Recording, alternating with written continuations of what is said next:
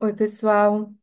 Eu vim aqui hoje para gravar para vocês um capítulo do livro dos Anjos Cabalísticos, para quem tem esse livro, que fala sobre o anjo contrário, ou o gênio contrário. Isso é complementar ao nosso estudo e pesquisa sobre os anjos, e como a Mônica fez uma pesquisa muito boa, e eu gosto dessa explicação, eu decidi ler aqui para vocês por completo, para a gente entender sobre o anjo contrário. Então, aqui no capítulo 5, na página 37 dos Anjos Cabalísticos, para quem tem esse livro, está escrito assim: Dizem que alguns anjos sentiram ciúmes de Deus e se rebelaram. Isso não é a minha crença, tá bom? Mas é uma pesquisa feita pela por uma das maiores estudiosas de anjos aqui no Brasil, que a gente tem referência e conhece. Apaixonaram-se pelas filhas de Noé, como transgrediram as leis, foram condenados a ficar presos no mundo inferior, nesta força ativa, impensada de fogo. Para mim, isso chama muita atenção, né? Porque a gente falou ontem sobre o anjo de ontem, né? Que ele falava sobre o controle do fogo, das queimadas, e a gente falou sobre inflamações, né? Quando a gente é muito inflamado por dentro. O anjo contrário atua quando você não pensa, quando age por instinto, mas são os animais que agem por instinto. A besta representa a ausência de raciocínio, a preguiça, o diabo. O diabo significa dividido, né? Antes que alguém pense, Vivi está falando do diabo? Não. Nós estamos falando da palavra diabo, que significa dividido entre aquilo que é o bem e entre aquilo que nos faz mal, tá bem? Então, essa besta que ele está falando, né, se referindo aqui no livro, para nós é a natureza inferior, quando a gente fica focado no nosso plexo solar. E isso leva o quê? Nosso plexo solar cheio de emoções negativas. E lendo hoje, ontem, né, na verdade, o formulário da Alquimia da Cura, muitas pessoas escreveram que estão passando por desânimo e confusão, confusão mental, depressão, mas a palavra desânimo aparece assim, uma atrás da outra. Então é muito bom a gente entender quando nós estamos dando espaço e vivendo no anjo contrário, tá bem? A intenção do gênio contrário é destruir seu lado forte, enfraquecendo e tornando mais fácil a sua ação. Então, o anjo contrário, ele vai enfraquecer tudo aquilo que você tem de bom. Cada vez que você age por impulso, na irritação, na confusão, tudo aquilo que você tem de bom, a gentileza, a tolerância, a bondade, está sendo enfraquecido. Então, esse é um recado para que a gente possa prestar atenção para que a gente não viva no nosso anjo contrário, tá bem? Tudo aquilo que é confuso, irritado, desanimado, você está dando força ao anjo contrário. Um exemplo da ação do gênio contrário é quando você vai falar alguma coisa para alguém e acaba falando outra muito diferente. Quando algo acontece na sua família e você começa a fazer julgamentos e a brigar sem compreender o motivo, pode ter certeza de que está sob a ação do gênio contrário. Lembre-se, Deus não julga.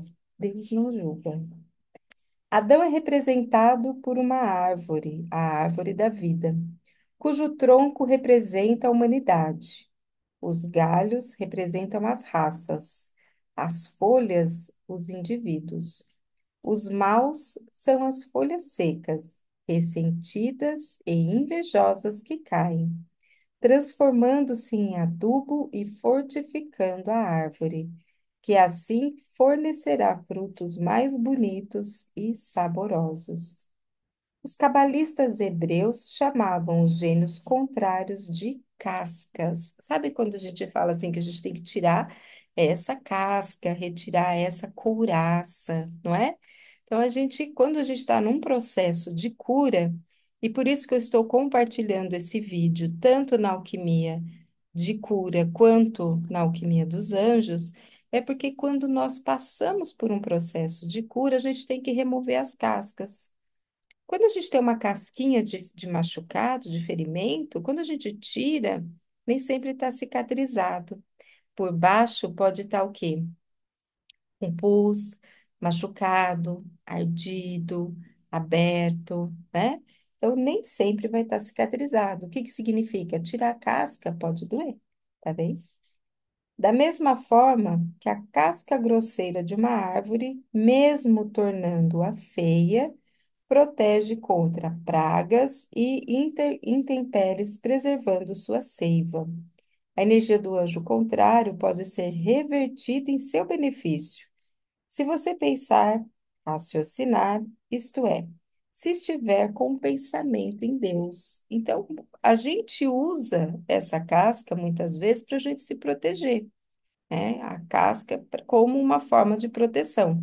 Mas viver na casca também, a gente dificilmente deixa brilhar e passar através de nós a nossa luz. Alguns seres humanos, quando perdem o corpo, a matéria, né?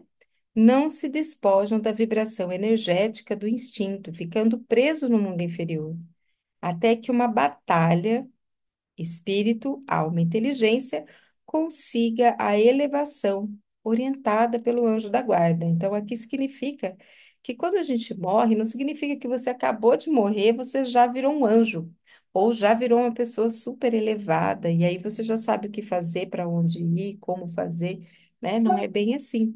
A gente precisa da ajuda dos anjos para que a gente possa seguir no nosso caminho de elevação espiritual.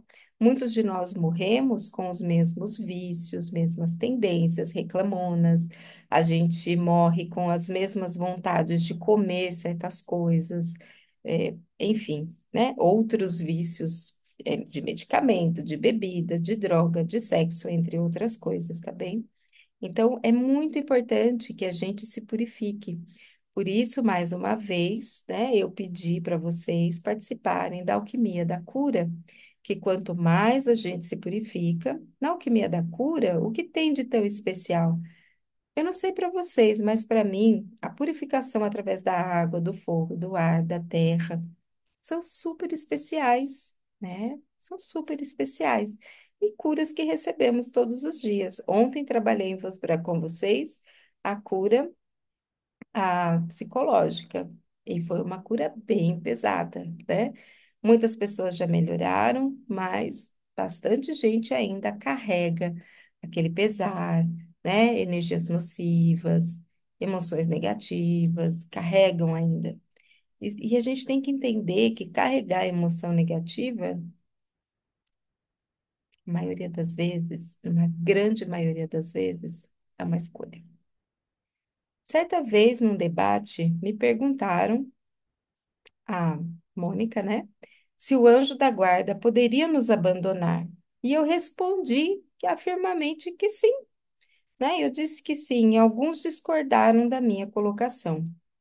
E ela diz: pense bem, se o anjo da guarda não pode estar ao seu lado, no momento, que um assassino mata uma criança, como que um anjo da guarda poderia estar ao seu lado no momento, né, de estar ao lado do assassino quando ele mata uma criança?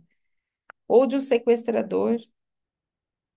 Ele estaria compactuando com essas ações horríveis. Então, no ponto de vista da Mônica, o anjo da guarda abandona as pessoas no momento que ela, né, está, né, agindo no anjo contrário, nesse lado, né, negro nesse lado malvado da força, vamos falar assim.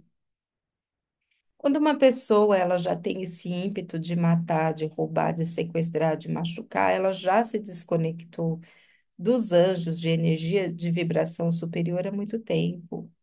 Então, nós, quando a gente observa o nosso pensamento, o nosso sentimento, quando a gente observa nossos pensamentos, palavras e ações, né? E por isso a gente fez uma invocação poderosa ontem, do nome de Deus, Tetragramaton, né? Poderosíssima, para que Deus nos auxilie a cuidar da nossa mente, nossas palavras e nossas emoções todos os dias, para que a gente não perca o contato com os seres celestiais. Então, o mesmo, infelizmente, acontece nos centros de baixa magia, né? Que praticam essa magia que não é utilizada para o bem de todos, mas às vezes para o bem deles mesmos e normalmente em busca de poder e controle. Neles, as pessoas pedem ajudas para os mais diferentes problemas. É feito então um trabalho no qual é sacrificado um animal. A pobre vítima, que pode ser uma galinha, um bode ou outro animal, sofre enquanto isso está acontecendo. Todos falam da energia do sangue deste animal, esquecendo-se, porém, da sua alma ou Atma. Olha, ela usa essa palavra Atma em 1993. Bom, né?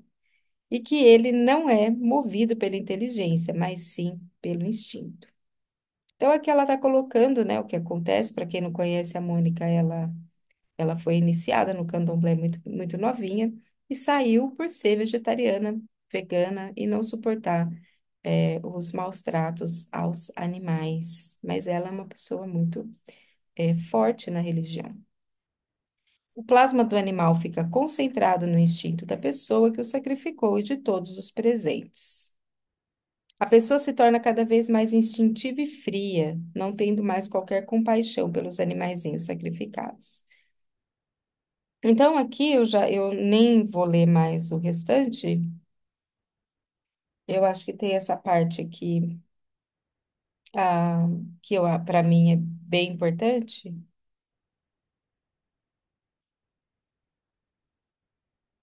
onde ela fala assim, ó, Deus é inteligência e você está com ele quando pensa.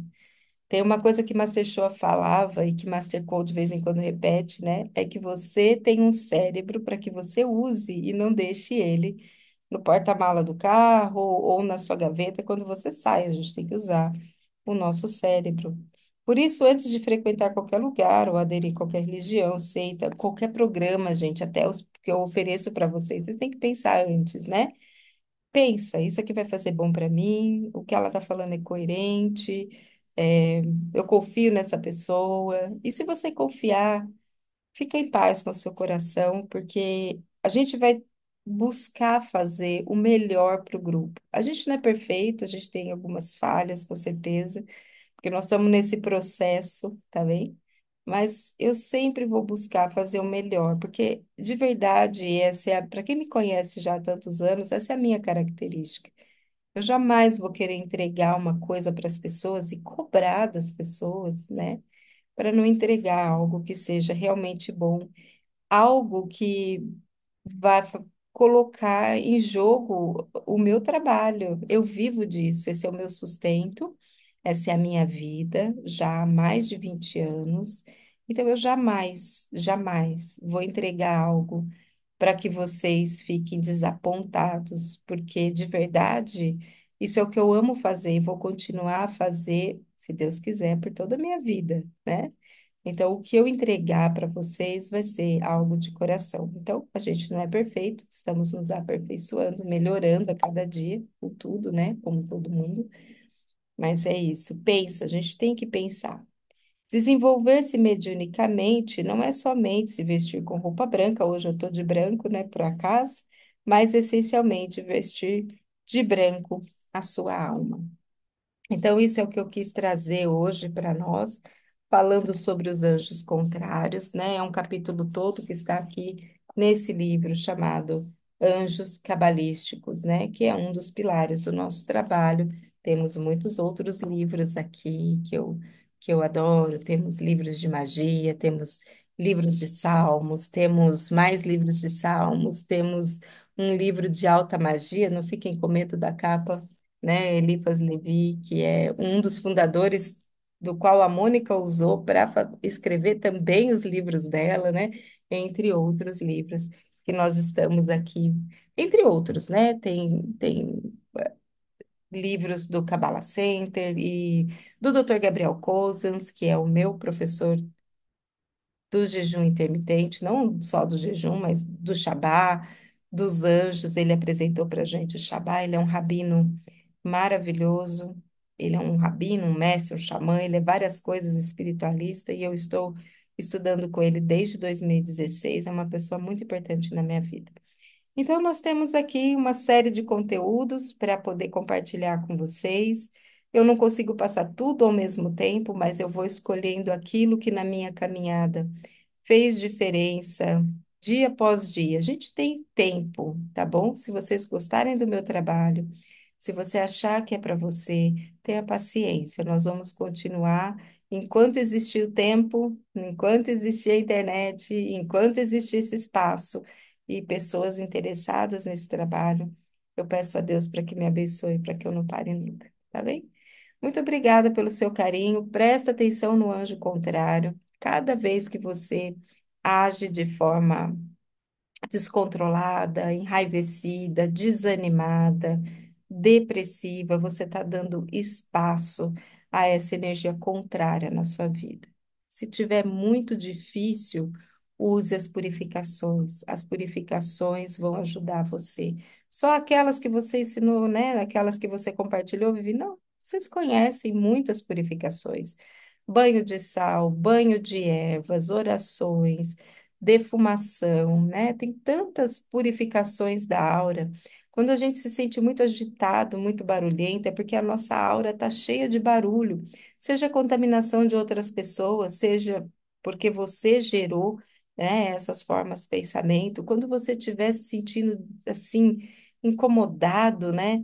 Toma seu banho de sal, toma seu banho de ervas. Quais ervas? Coloca lá na sua panela para ferver. Coloca as mais comuns que eu conheço, né? Eu gosto muito de colocar alecrim, colocar um pezinho de arruda. Eu adoro colocar um pezinho de arruda, alecrim. Coloco hortelã, coloco erva cidreira para acalmar. Coloco um pouquinho de uma rosinha branca, se eu tiver. E se eu não tiver, se você tiver o óleo, você pode usar o óleo essencial, mas só depois que você ferver aquele chá, né? Aquelas ervas. Mas se você tiver alecrim, sálvia, sálvia ajuda a tirar os miasmas da nossa aura, né? A gente usa incenso de sálvia. Eu gosto mais até do banho, gosto muito da defumação, mas o banho, para mim, resolve também muito, tá bom? Se você estiver se sentindo assim, põe um litrão de água para ferver, põe umas ervas lá dentro, a que você tiver. Quando você for colher, agradece a Deus pelo óleo essencial e pelo poder das plantas e das ervas, agradece aos devas da natureza por produzir essas ervas para você.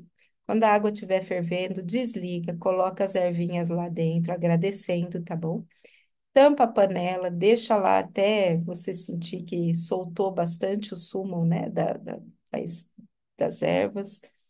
Coa para não estar muito quente, espera esfriar um pouquinho, ou mistura com um pouco mais de água. Toma seu banho normal. Eu gosto de tomar um banho de água com banho de sal e depois eu jogo um banho de erva. Isso dá uma boa limpada na nossa aura e a gente começa a pensar direito novamente, tá bom? Questão de jogo na cabeça, não jogo na cabeça. Olha, gente, eu jogo na cabeça. Eu gosto de lavar até os meus pensamentos, principalmente com alecrim. Até ponho alecrim no meu shampoo, né? Hoje eu uso shampoo de barra que tem ervas, porque o alecrim ajuda a limpar as formas de pensamento, tá bom? Ó, excelente dia para você, fica com Deus.